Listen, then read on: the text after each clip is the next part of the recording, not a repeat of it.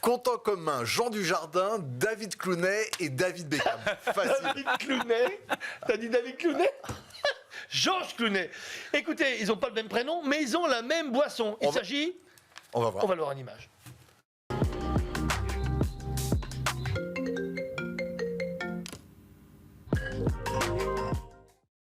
Choqué? Alors, moi j'ai un point de vue, moi je suis très traditionnel et assez conventionnel, Oui. et j'ai un vrai problème vis-à-vis de cette pub. Alors encore une fois, c'est une publicité. T'as un petit côté lord. Légèrement sous le sweatshirt Je me peut-être. Ouais, exactement. Il y a quelque chose qui me choque profondément, d'accord. David Beckham, qui s'engage avec Nespresso, il en a le droit, c'est un partenariat formidable, c'est une marque formidable, etc. Mais attention, là on est en train de briser ce qu'on appelle la Rule Britannia. Ouais. Oh, que va-t-on faire du tea time? David Beckham qui parle de café dans un pays où le thé est la boisson nationale, c'est comme si Winston Churchill militait contre l'alcool ou contre le cigare. C'est absolument impossible. contre les bretelles. Et pour le sport. Alors, c'est quelque chose d'ahurissant que Jean Dujardin et George Clooney. George Clooney, je crois que ça date de 2006, hein, donc c'est vraiment une saga qui dure. Il a installé en fait la consommation du café à la maison aux États-Unis. Il faut savoir que le café américain, c'est un petit peu comme dans les séries télévisées, dans les postes de police. Hein. On a du café avec un bro comme ça. Là, il avait réussi depuis 2006 à implémenter l'expresso aux États-Unis. Et là, quelque part, l'Angleterre, le dernier bastion qui tient avec le thé. Alors là, attention, là, je suis d'accord, tu as totalement raison, on est passé du tea time au coffee time, mais c'est pas n'importe quel café. Autant Georges Clooney, c'était le Nespresso, en plus on jouait sur sa double, non pas nationalité, mais double allégeance, parce qu'il est américain, mais il habite en Italie, Georges Clooney. Voilà près du lac de Côme.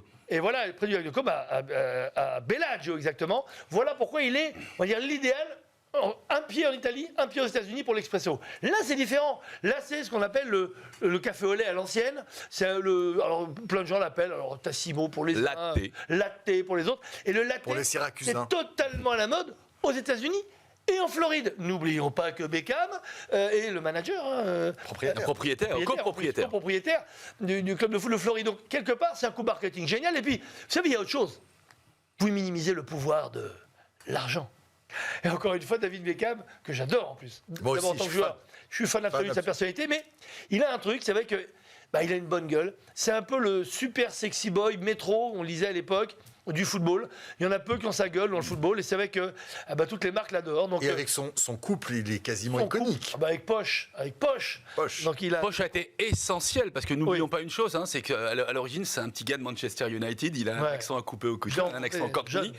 Il aurait pu mal virer, hein, quelque part, parce qu'il avait, entre guillemets, une vraie femme de footballeur. Mais là, en fait, il a eu une femme qui l'a cadré, qui avait une vision de ce que pouvait être leur couple, et le résultat, on le voit. C'est vrai qu'aujourd'hui, David Beckham est une icône. On l'a vu, hein, il est venu 6 mois au Paris Saint-Germain. Ouais. Il est resté 6 mois. D'ailleurs, c'était ses 6 derniers mois de footballeur. Et c'est extraordinaire ce qu'il a amené en termes de classe et en termes de facilité. Ça a souvent été un EHPAD pour les footballeurs en fin de carrière. En tout cas, lui, ça lui a réussi. Un EHPAD, franchement, je te souhaite d'être... non, mais Messi... d'accord, mais je te souhaite d'être et aussi smart et aussi élégant à son âge. Non, mais il est extraordinaire. Mais c'est vrai qu'à chaque fois, le PSG, quand même, c'est des professionnels pour récupérer les gars en fin de carrière en disant « On va faire de l'image ». Moi, j'aimerais juste qu'ils disent « On va faire des trophées ». Mais ça, c'est pas demain la veille. Autre sujet. Et le prochain, tout de suite.